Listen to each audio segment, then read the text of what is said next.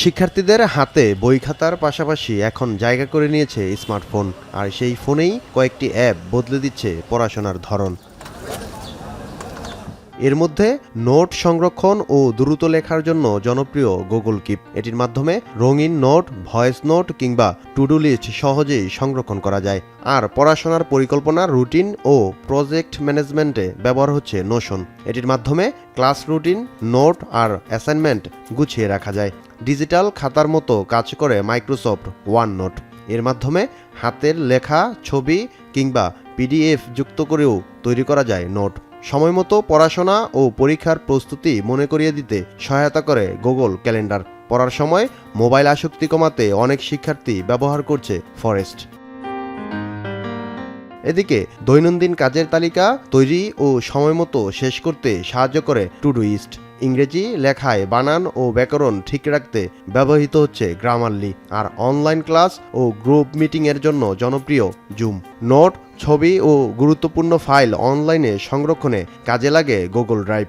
আর গণিতের জটিল সমাধান বুঝতে অনেক শিক্ষার্থীর পছন্দ ফটোম্যাথ। শিক্ষার্থীরা বলছেন, এসব অ্যাপের মাধ্যমে সহজেই তথ্য সংগ্রহ করা যাচ্ছে, ফলে শিক্ষার মান উন্নয়নে এসব অ্যাপ কার্যকর ভূমিকা পালন করছে।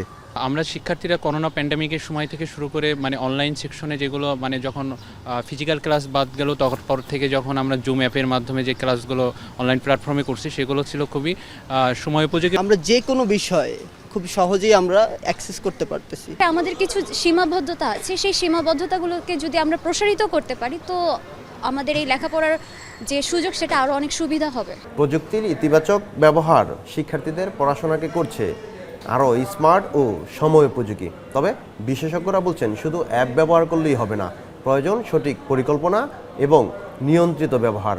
বিশেষজ্ঞদের মতে প্রোডাক্টিভিটি অ্যাপগুলো শিক্ষার্থীদের সময় ব্যবস্থাপনা, নোট সংরক্ষণ ও শিখতে দক্ষতা বাড়াচ্ছে। তবে পড়াশোনার মূল লক্ষ্য ঠিক রেখে প্রযুক্তির ব্যবহারের আহ্বান তাদের।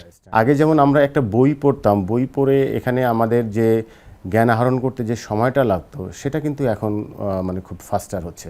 রিলস আসার পরে যেখানে এই রিলসগুলো কিন্তু খুব ছোট ছোট হয়, তো ছোট ছোট হওয়ার কারণে এখানে আমরা একটা ইভেন এখন দেখা যায় যে 5 মিনিট ব্যাপী যদি কোনো একটা লার্নিং কন্টেন্টও থাকে, সেখানেও কিন্তু ফোকাস করাটা খুব ডিফিকাল্ট হয়ে যায়। সো এইটা একটা বড় প্রবলেম বলে আমি মনে করি। সঠিক ব্যবহার হলে প্রযুক্তিই হতে পারে পড়াশোনার সবচেয়ে বড় সহায়ক।